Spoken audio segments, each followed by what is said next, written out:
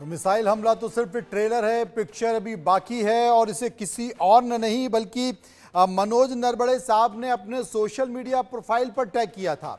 तो क्या कुछ बड़ा होने वाला है? यहाँ पर तमाम बातों के साथ साथ एक बड़ा संकेत भी है जिसकी चर्चा हो रही है और चर्चा इस बात को लेकर हो रही है कि क्या पाकिस्तान कुछ हरकत कर सकता है, और पाकिस्तान अगर हरकत कर सकता है तो फिर भारत इसी का इंतजार कर रहा है, क्योंकि अभी तक जैसा कि खुद मिस्त्री साहब बता रहे थे कि बहुत नपी तुली और जिम्मेदार पूर्ण कार्रवाई की गई है। यानी कि सिर्फ आतंकी ठिकानों पर कार्रवाई की गई है।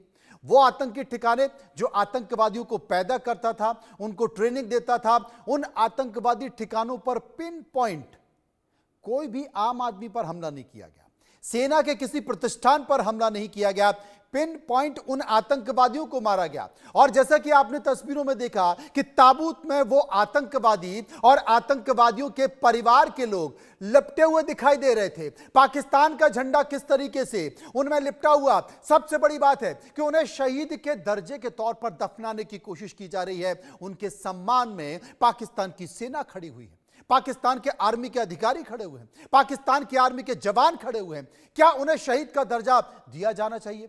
पूरी दुनिया में आतंकवाद के तौर पर अगर किसी का इस्तेमाल होता रहा है तो पाकिस्तान की सरजमी का इस्तेमाल होता रहा है, लेकिन अंतरराष्ट्रीय मंचों पर बार बार वो इस बात को नकारता रहा है।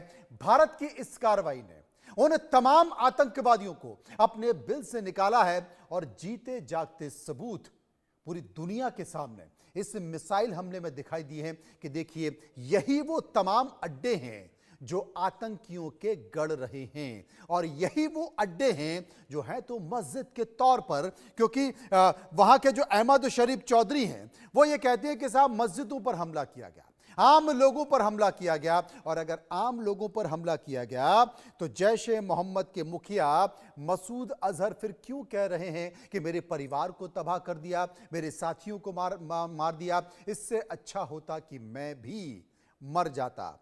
मसूद अजहर कौन है? यह सवाल पूरा देश और दुनिया पाकिस्तान से पूछ रही है, पाकिस्तान की सेना से पूछ रही है। Major general retired Amitabh Joshi रक्षा विशेषज्ञ मेरे साथ मौजूद हैं, कर्नल रिटायर्ड दिनेश शर्मा रक्षा विशेषज्ञ मेरे साथ मौजूद हैं। सबसे पहले अमिताभ जोशी साहब के पास चलूंगा। Thank you. अमिताभ साहब, एक जवाब, एक बयान में सुन रहा था, अहमद शरीफ चौधरी जो कि डायरेक्टर ISPR के हैं, वो कहते हैं कि साहब मस्जिदों को निशाना बनाया गया, वो ये कहते हैं कि आम लोगों को निशाना बनाया गया। मसूद अजहर, उसके परिवार के लोग या उसके लड़ाके क्या आम लोगों में आते हैं? Thank you for having me on the आपका बहुत बहुत धन्यवाद, आप मेरे को इस चैनल पे लिए। और भारत ने जो अभी ये दिखाया है एक बड़ा निश्चित तौर पे जो एक्शन किया है टेररिस्ट के ठिकानों पे, आतंकियों के ठिकानों पे, वो बहुत सराहनीय है। और उसका जितना हम गर्व करें वो हमें गर्व करना चाहिए और अपने प्रधानमंत्री को धन्यवाद देना चाहिए। मसूद अजहर कौन है? मसूद अजहर आज का नहीं, बहुत पुराना आतंकवादी है और ये UN की लिस्ट में आतंकवादी है। ये सारे दुनिया जानती है कि ये आतंकवादियों का सरगना है, उन ट्रेनिंग देता है और उसके आसपास जो भी लोग होते हैं वो भी आतंकवादी ही होते हैं। हालांकि अभी जो न्यूज़ आई है उसमें ये भी है कि उसका जो बॉडीगार्ड था, जो कि पाकिस्तान कमांडो फोर्स से ताल्लुक रखता है, वो उसका बॉडीगार्ड था और वो घायल पड़ा हुआ है अस्पताल में। तो आप ये देख सकते हैं कि किस प्रकार जो भारत की सेना ने स्ट्राइक किया है, कितना प्रिसाइज और कंसाइज है। वो किसी भी सिविलियन ठिकाने पे या किसी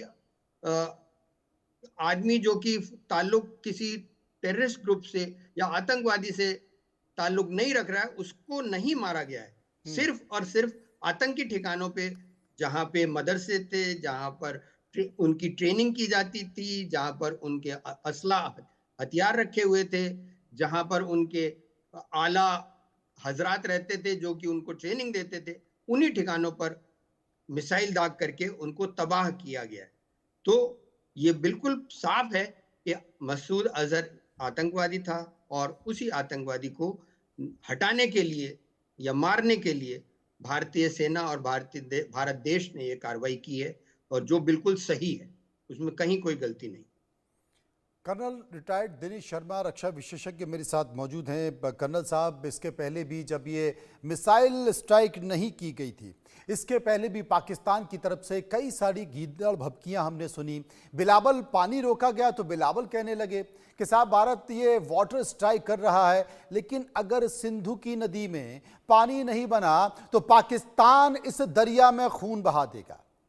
पाकिस्तान की सरकार में बैठे कई मंत्री इस बात का जिक्र कर रहे थे कि पाकिस्तान को हल्के में लेने की कोशिश की जा रही है। क्या पाकिस्तान न्यूक्लियर स्टेट है और हमारे पास जो परमाणु हथियार हैं वो देखने के लिए क्या है? भारत ने अगर कोई भी हरकत की तो भारत पर परमाणु हमला किया जाएगा, मुंह तोड़ जवाब किया जाएगा। और सबसे गौर करने वाली बात है दिनेश शर्मा साहब कि कई घंटे हो चुके हैं भारत को एयर स्ट्राइक किए हुए। पीओके में ही यह स्ट्राइक नहीं की गई है, बल्कि पाकिस्तान के अंदर घुसकर 100 किलोमीटर अंदर यह स्ट्राइक की गई है। उन आतंकी ठिकानों पर स्ट्राइक की गई है जिन्हें पाकिस्तान की सेना, पाकिस्तान की सरकार, पाकिस्तान की आर्मी अपना आका मानती है। और सारे के सारे आंसू बहा रहे हैं, किसी की आवाज नहीं निकल रही है। अब कहां गया वो खून का दरिया? अब कहां गए वो परमाणु हथियार? अब कहां गई वो चीख पुकारें? समझ नहीं आता। मनोज जी, मुझे ये बता दीजिए कि उन्होंने सच कब बोला है? झूठ के पुलंदे के ऊपर ही तो उनका जन्म हुआ है। वो कहते हैं कि जब हमारा देश जो है 14 अगस्त 1947 को आजाद हुआ। ये तो सबसे पहला झूठ है। अरे आजाद तो हम हुए थे 15 अगस्त को, वो तो हमसे अलग होके एक नए कंट्री का जन्म लिया था। ये खैर बात छोड़िए, सच या झूठ के बारे में वो जो बोलते हैं उसके ऊपर यकीन करना जो है अपना समय बर्बाद करना। अब आ जाते हैं ये जो खोखली धमकियां दी गई थी। सबसे पहले बात करते हैं बिलावल भुट्टो की। बिलावल भुट्टो वो व्यक्ति है जिसकी माँ को ये पाकिस्तान आर्मी ने मारा, इसके नाना को पाकिस्तान आर्मी ने मारा। और बिलावल भुट्टो जो है उसी प्रकार की लैंग्वेज का इस्तेमाल कर रहा है जिस प्रकार की उसकी मदर और उसके नाना करते थे। तो खैर बिलावल भुट्टो के द्वारा दी गई किसी प्रकार की भी स्टेटमेंट को जो है हम सीरियसली नहीं लेते हैं। वो बेसिकली पब्लिक को में अपनी इमेज बनाने के लिए कर रहा था। बिलावल भुट्टो नहीं बोलता कि सिंध के अंदर किस प्रकार का वहां के लोगों के अंदर आक्रोश या विद्रोह है पानी के लेकर, क्योंकि उन्हें पानी की इतनी कमी आ रही है कि उनको पीने के लिए पानी नहीं है। लेकिन बिलावल भुट्टो की हिम्मत नहीं है कि वो सिंध में इस टॉपिक के ऊपर बातचीत कर सके। खैर ठीक है, बाकी उनके जो है बाकी मंत्रियों की बात कर लीजिए। मैं आपके विख्यात चैनल का वैल्यू